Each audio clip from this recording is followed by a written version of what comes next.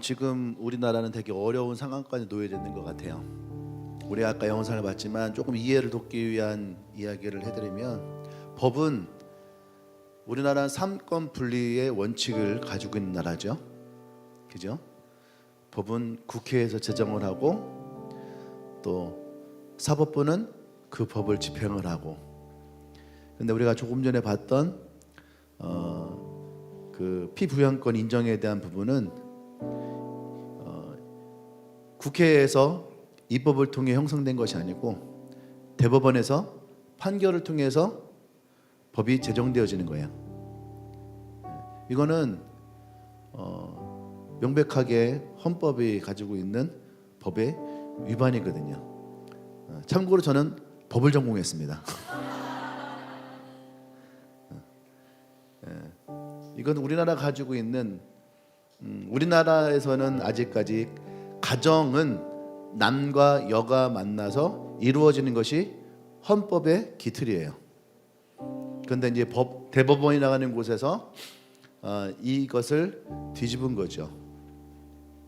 그래서 아까 얘기했던 것처럼 건강복지공단에서는 이것을 위한 새 책을 지금 만들고 있다라고 했지만, 이러한 문제는 여러분들이 그게 무슨 상관일까 한다면 그냥 아무 상관없이 넘어갈 수도 있어요. 실제로 이 문제에 대해서 듣고 또 여러분들이 이것을 생각한 사람들이 이 가운데에 제가 생각할 때는 별로 없을 거다 생각을 합니다. 그 얘기는 뭐냐면, 많은 미디어에서도 이런 부분들을 이렇게 방영하지 않고 혹은 뭐 지나간 뉴스처럼 얘기도 하고, 때로는 이것을 종교적인 차원으로 우리가 생각할 수도 있어요. 차별금지법 그러면은 기독교인들만 난리를 치고 있는, 세계 선진국이 모두가 다 이 평등이라고 하는 이러한 생각 가운데서 이루어지고 있는 것이 아닌가라고 하는, 한참 우리나라에 이 코로나가 터지기 전에는요, 차별금지법을 찬성하는 것이 지성인으로서 가져야 되는 생각인 것처럼 그렇게 여기지게 미디어와 문화에서 만들었었거든요. 근데 여러분, 아까 얘기했던 것처럼 200 몇십 개국의 나라 중에서 30여 개국, 36개국, 그리고 실제로 그렇게 통과시킨 나라들이 이 문제로 인해서 많은 골치와 많은 어려움을 겪고 있는 것은 사실이에요.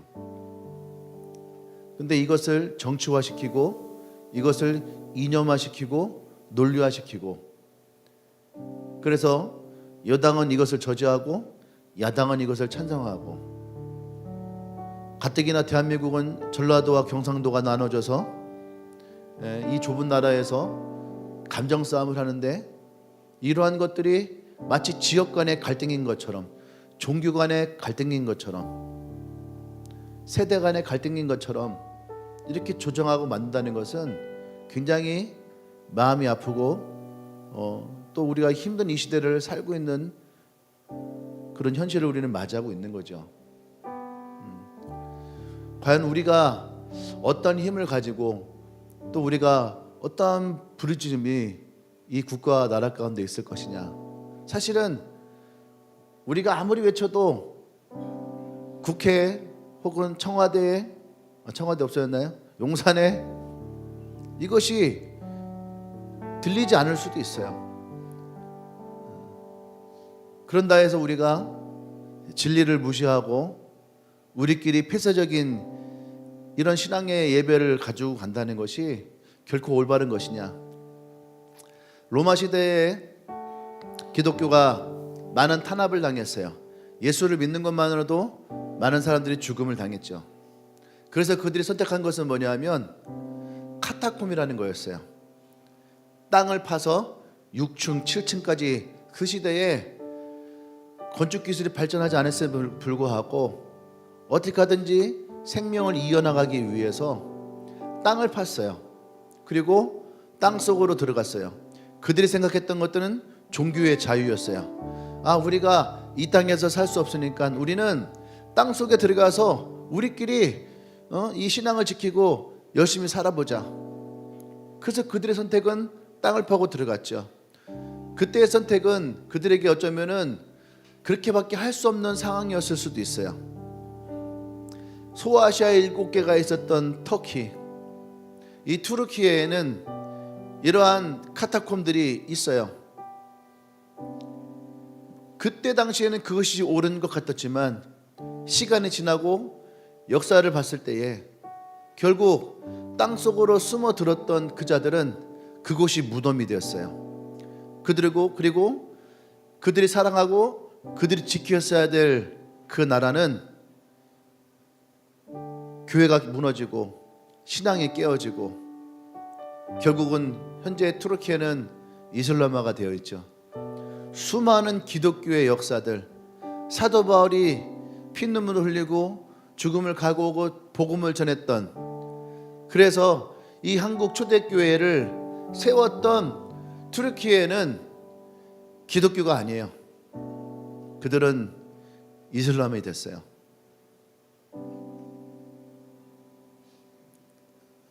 사랑하는 여러분, 우리는 결코 숨어 들어가서는 안 돼요. 예수님은 우리에게 숨어 들어가려 하지 않았어요. 예수님은 우리에게 세상이 빛이 되라고 했어요. 세상이 빛이 되어서 이 어두움을 비출 수 있는, 산에 올라가서 어두움을 비출 수 있는 빛이다라고 우리에게 말씀하셨죠. 지금의 한국교회는 너무나 많은 곳에 숨어 있었어요. 교회에 숨어 있고 신앙의 이기주의에 숨어 있고 때로는 신앙의 폐쇄주의에 숨어서 그냥 각 교회들마다 자신들의 교회를 형성하고 교세를 이루고 건물을 짓고, 어쩌면 오래전부터 이 한국에 많은 사람들이 이 문제에 대해서 계속 화두를 던지고 시그널을 보내왔지만 우리의 무감각함이, 우리의 무지함이, 때로는 우리의 이기심이 지금까지 이 일을 만들어 온 것이 아닌가 생각을 해요. 우리가 광화문에 동참하느냐 동참하지 않느냐, 여러분 그것은 중요한 것이 아니에요. 그것보다 더 중요한 것은 우리가 이 시대의 이 현실을 직시할 수 있는 눈이 필요해요. 성경에 보면은 수많은 선지자들이 하나님이 그의 백성에게 보냈던 시그널을 무시했어요. 너희가 회개하고 돌이켜라. 이 땅에 너희들이 섬기고 있던 그 우상들을 제하고, 어쩌면 지금 우리가 살고 있는 이 시대가 그런 시대를 맞이하고 있죠. 우리가 이 시그널을 무시하고 또 우리는 우리대로 살아간다면 결국은 우리의 때는 이렇게 저렇게 살아갈 수 있어요. 하지만 우리의 후손들이 맞이할 세상은 어쩌면 또 달라져 있을 수 있어요. 우리의 믿음의 선배들이 일제시대에 한 거하고 6.25를 지나고 거치면서 우리들에게 물려준 것은 이 대한민국 교회였어요. 세계 2위의 선교사를 파송하는 나라가 될 만큼 대한민국은 강력하고 빠르게 이 복음이 일어났죠. 하지만 그것도 잠시 얼마 되지 않은 시간 동안 한국은 너무나 빠른 시간에 교회의 뜨거움은 식어져 갔고 교회의 열정은 점점 사그라져 가고 있는 것이 지금의 교회 현실이죠. 여러분 보세요. 전도를 안 하신 분은 잘 모르겠지만 전도하신 분들은 되게 많이 느끼는 건 뭐냐면, 여러분들이 학교를 다닐 때만 해도 여러분의 반에, 여러분의 학교에 교회를 다닌 친구들, 교회를 가봤던 친구들, 하나님 교회는 다니지 않았지만 하나님 예수님을 만났던 친구들이 많이 있을 거예요. 근데 여러분 지금 중학생들에게 나가서 여러분 전도해 보세요. 예수님을 모르는 사람 굉장히 많아요. 어떻게 예수님을 모를 수 있을까? 우리는 학교 다닐 때 교회를 안 다녔어도 예수님 모르는 친구 없었어요. 교회를 한두 번씩은 친구 쫓아서 다 가봤거든요. 근데 지금은 한 반에 교회 다니는 친구들도 한 명 혹은 두 명 아니면 아예 없는 친구들도 많이 있어요.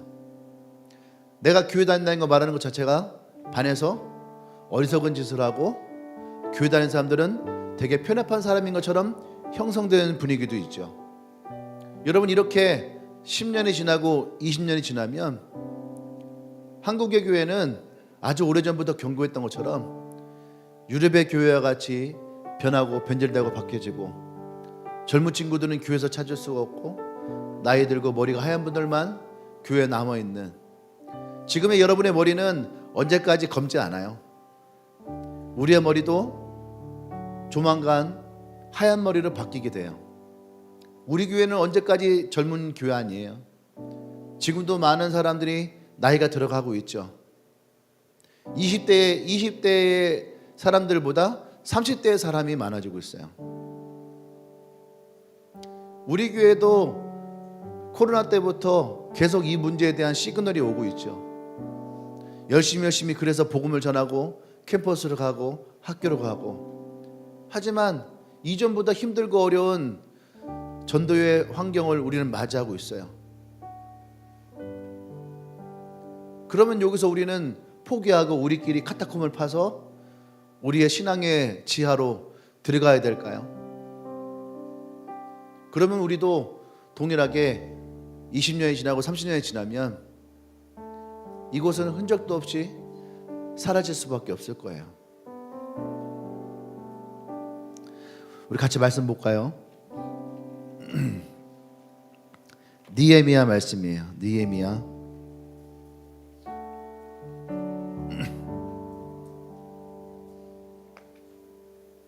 느헤미야 1장 3절부터 5절까지의 말씀이에요.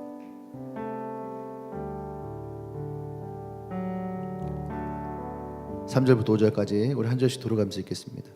그들이 내게 이르되 사로잡힘을 면하고 남아있는 자들이 그 지방 거기에서 큰 환난을 당하고 능욕을 받으며 예루살렘 성은 허물어지고 성문들은 불탔다 하는지라.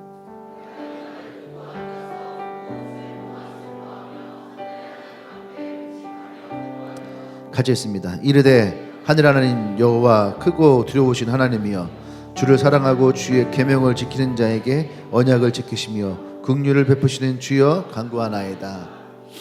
아멘. 네. 느헤미야는 이스라엘과 사실은 상관이 없어요. 교포 2세거든요.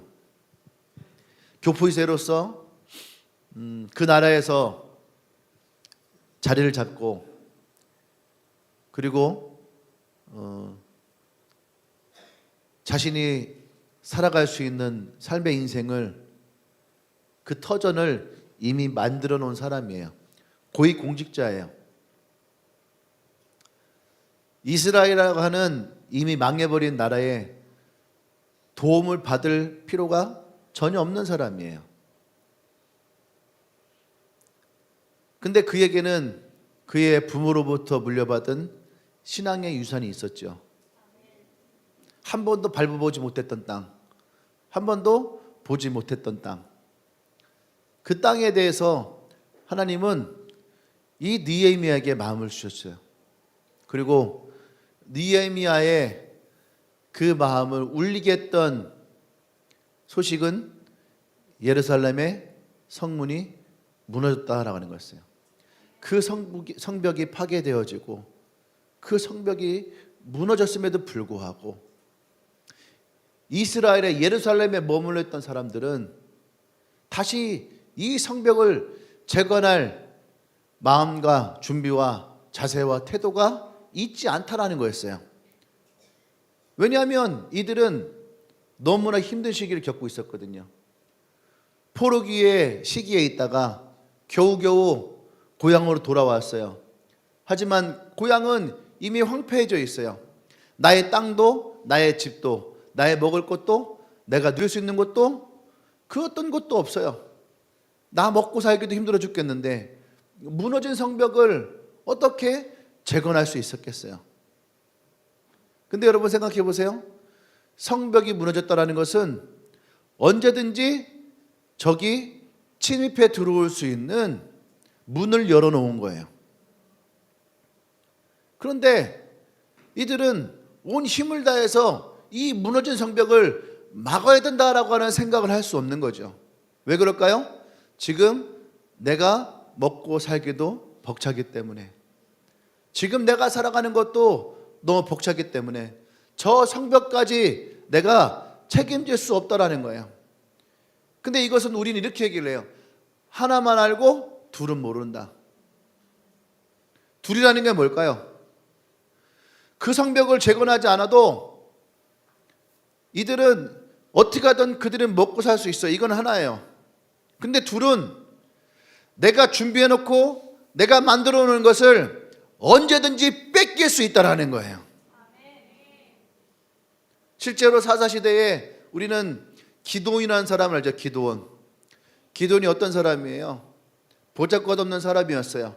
이미 미디안에게 나라는 빼앗겼어요. 그의 소망은 뭐였냐면 숨어서 포도 그 즙 틀을 만드는 곳에 들어가서 자기가 몰래 재배했던 밀을 그곳에서 빠서 오늘 겨우 하루 먹을 수 있는 밀가루를 만들어내는 것이 이 사람의 소원이었어요. 왜요? 눈에 보이면은 미디안에게 다 빼앗기니까.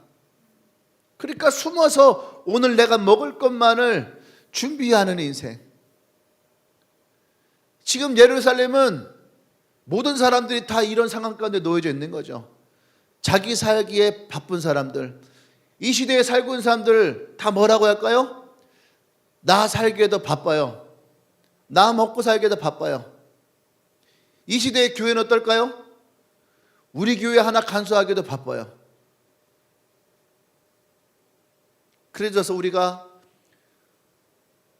우리의 나라가, 우리의 도시가 무너져 있는 것을 보면서도, 부서져 가는 걸 보면서도 오늘 내가 먹어야 될, 오늘 내가 살아가야 될 거에만 내가 집착하고 살아간다면 여러분, 우리는 하나만 알고 둘을 잃어버린 시대를 맞이하게 될 거예요.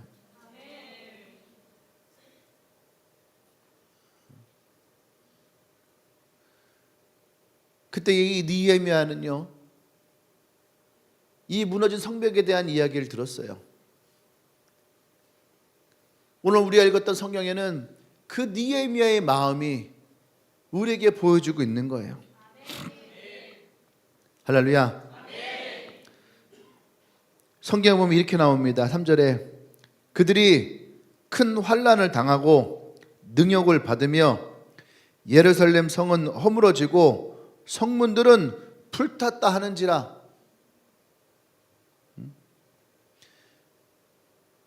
여러분의 집이 이런다 생각해 보세요. 여러분의 집에 문이 다 부서졌어요. 어떤 놈이 들어와 가지고 문 다 때려부시고 창문 다 깨고 집에 들어와 갖고 가전제품 다 때려부시고, 집에 있던 가족들은 막 다 두들겨 빼고,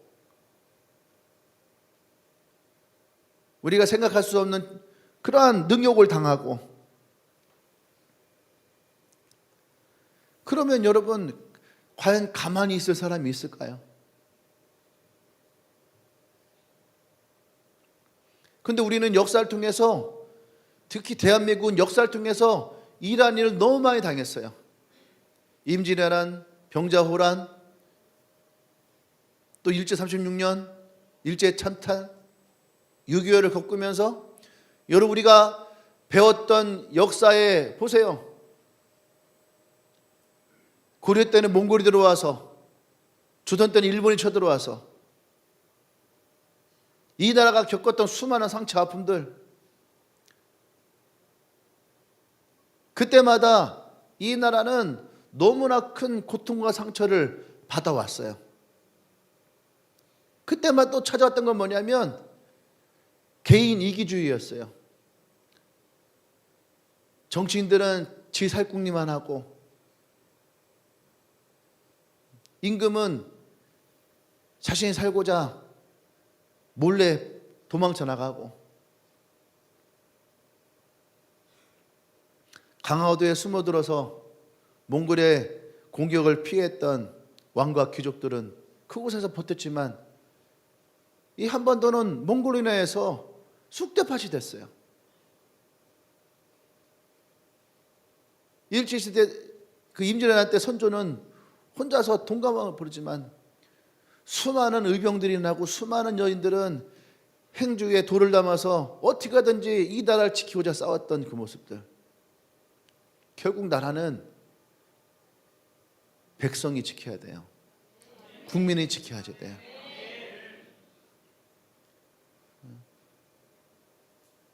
느헤미야는 사실은 이거를 책임질 사람은 아니었어요. 근데 4절 말씀 보세요. 느헤미야가 이 말을 듣고 앉아서 울고 수일 동안 슬퍼하며 하늘의 아버지 앞에 금식하며 기도하여. 예루살렘의 그 어떤 사람도 이 문제를 슬퍼하고 아파하지 않았어요. 금식하고 기도하지 않았어요. 저 먼 땅에 있었던 이 느헤미야만 혼자 이것을 슬퍼하고 아파하고 옷을 찢고 금식하며 기도했다라고 하는 거죠. 근데 하나님은 이런 느헤미야를 통해서 예루살렘의 무너진 성벽을 56일 만에 다시 재건하는 놀라운 역사를 일으켜요. 할렐루야. 능력이 있느냐 능력이 없느냐, 여러분 그건 우리에게 중요한 것이 아니에요.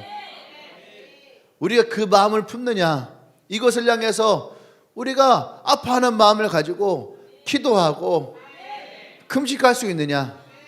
여러분 그것이 우리가 이 문제를 가슴에 품어야 될 가장 중요한 이유예요. 할렐루야. 나와 여러분들은 지난주에 제가 그런 얘기를 했죠. 우리는 역사적 사명을 띠고 이 땅에 태어났다. 그럼 이 시대에 하나님 우리를 이 땅에 태어나게 하셨던 우리의 역사적 사명은 무엇일까요? 우리의 역사적 사명은 무엇일까? 믿음의 사람으로서, 하나님의 백성으로서 느헤미야 시대의 느헤미야의 역사적 사명은 그 성벽을 제거하는 것이었다면, 이 시대에 살고 있는 우리에게 믿음의 사람에 있어서의 우리의 역사적 사명은 무엇일까? 우리는 우리에게 주어진 이 사명을 난 여러분들이 무시하고 버리지 않기를 원합니다. 아멘. 우리가 이 나라를 위해서 이 땅을 향해서 기도하고 선포하는 건, 저는 항상 새벽마다 기도하는 것이 대한민국을 위해서 기도하거든요. 대한민국이 나에게 무엇을 해주었는가? 사실은 대한민국이 나에게 해준 것이 별로 없다라고 생각이 들어요. 하지만 대한민국이 없어지면은 대한민국의 황성진도 없어지는 거거든요. 나라를 잃어버리면은 국민도 없어지는 거예요. 우리의 정체성도 사라져버리는 거죠.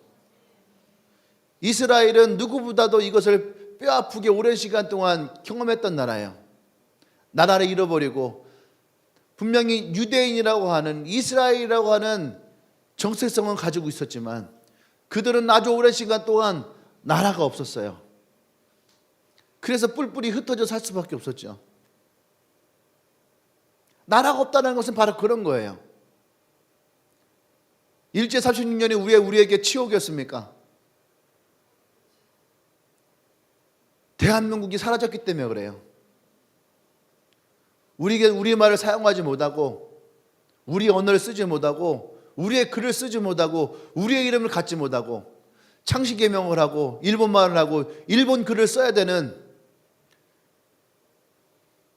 그런 민족의 굴욕 가운데 우리는 살아왔어요. 그럼에도 불구하고 많은 믿음의 선배들은 신사참배를 거부하고 죽임을 당하고, 그러면서 지켜왔던 신앙과 믿음, 교회.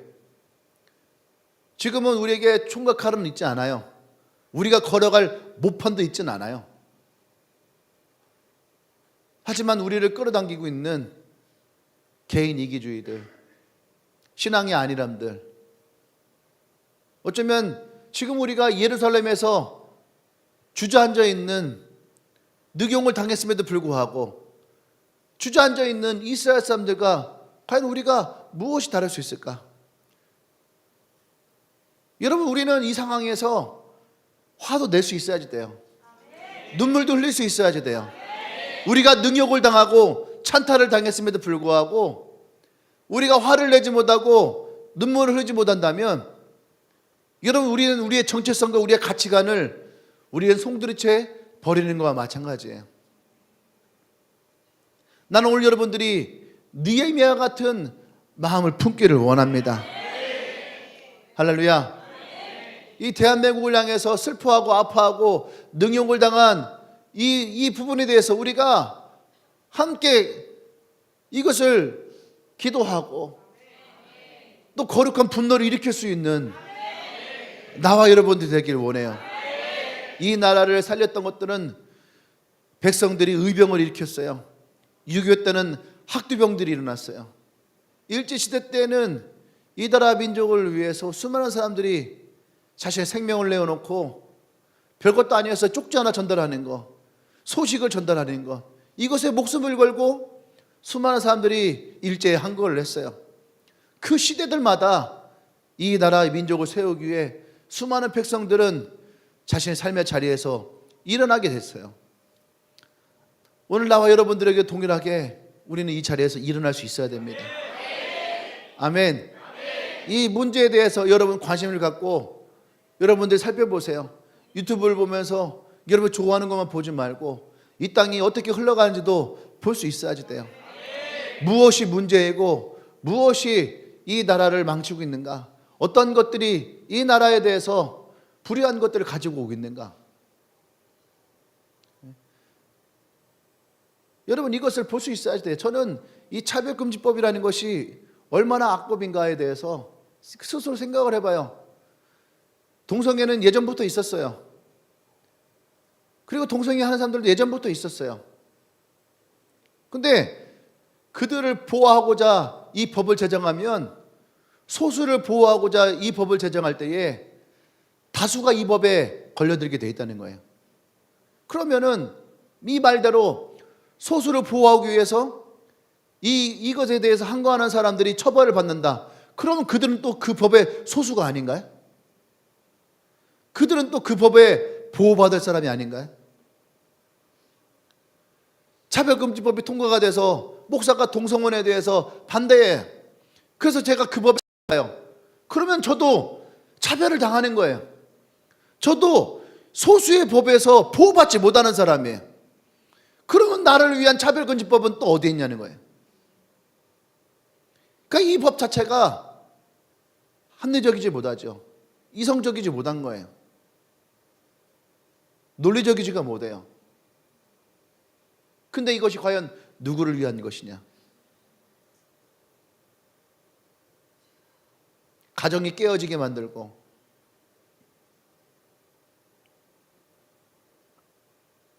사단은 항상 하나님이 창조하신 이 가정을 깨트리기를 원해요. 아멘. 아까도 봤지, 여러 가지가 많이 있어요. 여러분들에게 그것을 다 말할 수는 없지만, 이것이 또 어떤 정치적인 이야기가 될 수 있기 때문에 다 말할 수 없지만, 사단은 틀림없이 가정을 깨트리고 공동체를 깨트리고 나라와 민족을 깨트리는 것이 그들의 목적이에요. 정치인들은 정치를 하는 것이 아니에요. 자신의 공천을 위해서, 그 공천을 받기 위해서 자신의 당을 위해서 뛰는 것이지. 그 국민은 깨어나야 돼요. 그리고 우리는 이 현실을 봐야 되고, 불합리한 것이 있으면 요구할 수 있어야 되고, 잘못된 것에 대해 지적할 수 있어야지 되고. 할렐루야. 우리는 이 부분에 있어서 여러분 보셔야 돼요. 보시고 과연 이것이 옳은 것인가 그른 것인가. 목사가 말했기 때문에 무조건 옳고, 여러분 그것이 아니에요. 여러분은 보시고 여러분이 판단하시고 여러분이 기도하시고, 이 가운데에도 이것에 대해서 뭐 다른 의견을 가진 사람들 얼마든지 있을 수 있어요. 그건 그분의 또 개인적인 의견이니까. 하지만 저는 저로서 목사로서의 신앙적인 양심과 신앙적인 모습을 가질 때에 다른 건 둘째치고 우리가 이 문제에 대해서는 우리가 한거를 해야 되고, 이 문제에 대해서 우리는 이 불의함에 대해서 말할 수 있어야지 돼요. 할렐루야. 아멘. 오늘 느헤미야 같은 마음을 갖기를 원해요. 난 이 대한민국이 무너져 있는 이 성벽들이 다시 재건되기를 원하고, 하나님의 나라가 다시 거룩함 안에서 이 나라가 다시 세워져 나가기를 소망합니다. 우리 함께 시간 기도하십시다.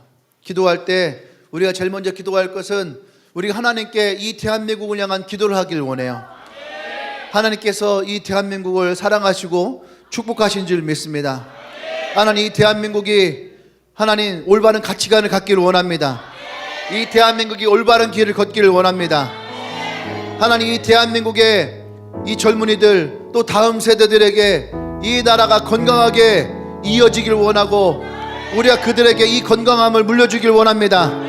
나라가 되고 가정이 되고 남자가 되고 여자가 되어지는 하나님의 창조의 원리가 있는 그런 나라가 되어지길 원합니다.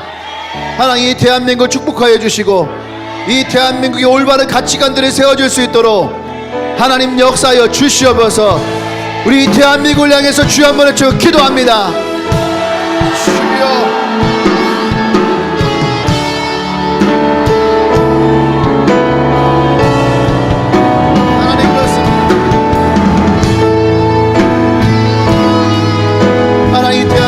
우리가 기도합니다. 무너져버린 성벽들, 불타버린 성문들, 깨어져버린 이들의 가정들을 위해 하나님의 사랑과 하나님의 보호하심과 하나님의 지키심이 우리 안에 있기를 원합니다. 성령이여, 이 대한민국 가운데 은혜를 베풀어 주시옵소서. 불의한 것을 향해서 우리가 일어나게 하시고, 불법을 향해서 우리가 항거할 수 있는 우리의 마음을 허락하여 주시옵소서.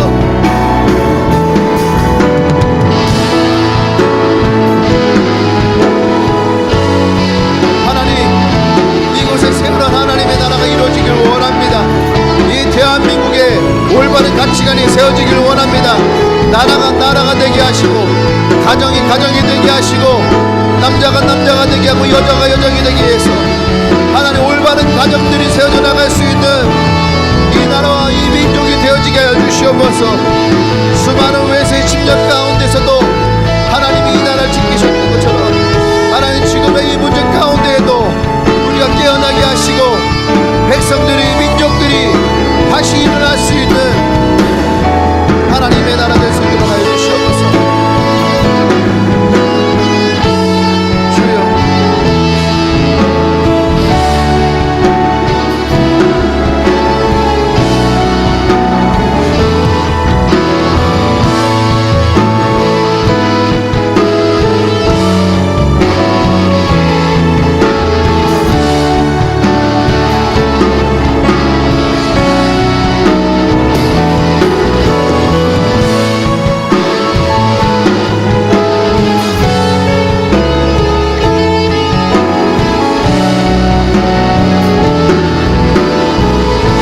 할렐루야. 우리 또 기도할 때 우리 10월 27일 이 날을 위해서 함께 좀 중보하기를 원합니다. 10월 27일 종교개혁일이에요. 종교개혁주를 맞이합니다. 여러분, 종교개혁이 왜 일어났을까요? 오랜 시간 동안 로마 가톨릭 가운데에서 그들이 가지고 있던 폐단들, 그들이 잘못하고 있던 그 문제들에 대해서 우리는 신앙적인 양심을 가지고 일어나게 되었던 거예요. 여러분, 지금도 우리에게는 우리 안에 있는 이런 종교의 개혁들이 일어나야 됩니다. 이 땅 가운데에 무너졌던 우리의 신앙의 양심들이 다시 회복되어질 때요, 다시 우리가 하나님을 바라보고 다시 말씀으로 돌아가고 다시 창조의 원리가 찾아져서 우리가 그 마음을 품고 다시 회복되고 일어나야 될, 그래서 이 나라 이 민족의 10월 27일 날에 다시 하나님의 창조의 원리로 돌아가고 다시 성경의 원리로 돌아가는 것을 이 나라에 선포하는 하나님, 27 이 집회 가운데에 성령의 기름 부어 주시옵소서. 이 나라에 새로운 하나님의 역사하심이 일어나길 원합니다. 다시 한번 이 땅 가운데 하나님의 일하심이 하나님 드러나길 원합니다. 잠자고 있던 영혼들이 깨어나게 하여 주시옵소서. 어둠 가운데 있던 자들이 드러나게 하여 주시옵소서. 모든 사단의 권세가 떠나가게 하시고 이 나라의 가운데 있던 위정자들과 정치자들이 다시 그들이 깨어나게 하시고 그들의 마음이 돌이키는 역사가 일어나게 하여 주시옵소서. 우리 주여 한 번을 치고 이 주를 향해서 우리 함께 축복하겠습니다. 기도합니다. 하나님 그렇습니다.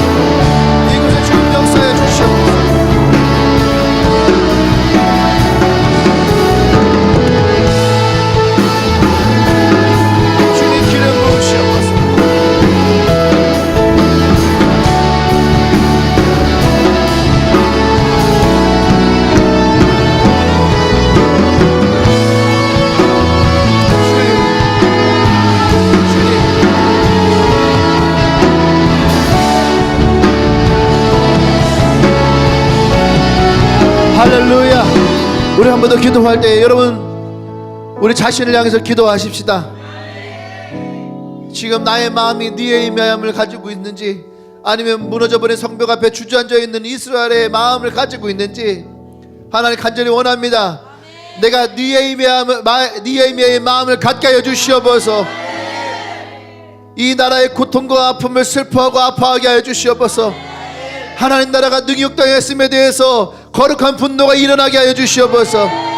이 나라가 이 민족을 향해서 우리가 기도하고 금식할 수 있는 마음을 나에게 주시옵소서. 할렐루야. 기도합니다.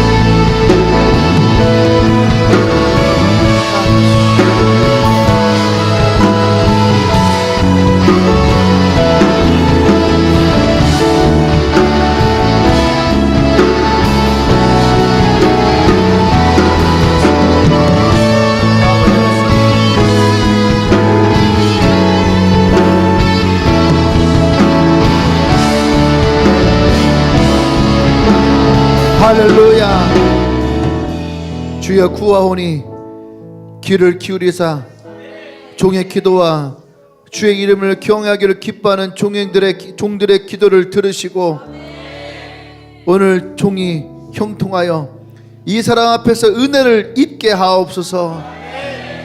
할렐루야. 사랑하는 여러분, 느헤미야가 오늘 이 마음을 가지고 그 왕 앞에 나아가 이스라엘을 향해서 구했어요. 여러분, 우리는 누구 앞에 나가서 이 느헤미야의 마음을 가지고 우리가 구할까요? 여러분, 우리는 하나님 앞에 나아가서 이 마음을 구할 수 있어야지 돼요. 우리는 사실 나라가 뭔지 민족이 뭔지 사실 우리는 잘 모를 수 있어요. 근데 여러분, 이 나라를 빼앗기면은 우리는 나라가 무엇인지 알아요. 민족이 무너지면은 민족이 무엇인지 알아요. 안산에 있는 초등학교는 어떤 반은 100%가 외국인 아이들로 채워져 있고, 어떤 반은 한국 아이가 한 명밖에 있지 않은 아이들도 있어요. 그곳에 있는 선생님들이 하는 이야기가 그거예요. 이러다가 대한민국이 한국 사람은 사라져버리고 외국인들로만 채워줄 수 있겠다. 교사 입에서 처음으로 이 나라와 위기를 경험하게 되었다라고 얘기를 해요. 사랑하는 여러분, 이것은 결코 먼 나라의 이야기가 아니에요. 나라가 잃어버려야지 나라의 소중함을 알고, 민족을 잃어버려야지 민족의 소중함을 안다면 여러분, 그때는 늦어요.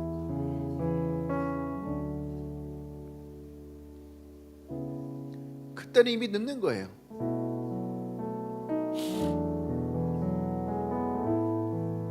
여러분, 기도해야 돼요. 이 문제와 이 불합리함을 여러분, 종교를 떠나서 나라와 민족을 사랑하는 마음으로 많은 사람들에게 알릴 수도 있어야지 돼요. 여러분, 그리고 우리는 느헤미야 같이 금식하고 기도할 수 있어야 돼요. 여러분, 할 수만 있다면 이번 한 주간 한 끼 금식을 하고 기도하세요. 느헤미야의 마음을 품고 하루에 한 끼, 그리고 하루에 한 번 이상 이 나라와 민족을 위해서 여러분 기도하세요. 여러분의 기도가 얼마만큼의 능력이 있는지 여러분 의심하지 말아요. 우리는 내 기도의 능력을 원하는 것이 아니에요. 우리는 기도함으로 이것에 동참하기를 원하고, 나라를 사랑함으로 이 일에 동참하기를 원해요. 시간이 지나서 여러분들이 이 나라 민족을 향해서, 저는 그래도 우리가 이때에 기도하고 금식했음을 난 여러분들이 스스로에게 부끄럽게 여기지 않는 우리가 되길 원합니다. 이번 주에 여러분 스스로에게 금식을 선포하시고, 새벽에도 좋고 밤에도 좋고 낮에도 좋고, 여러분, 교회를 위해서 기도란 얘기 아니에요. 나라와 민족을 위해서 우리가 기도하기를 원합니다. 할렐루야.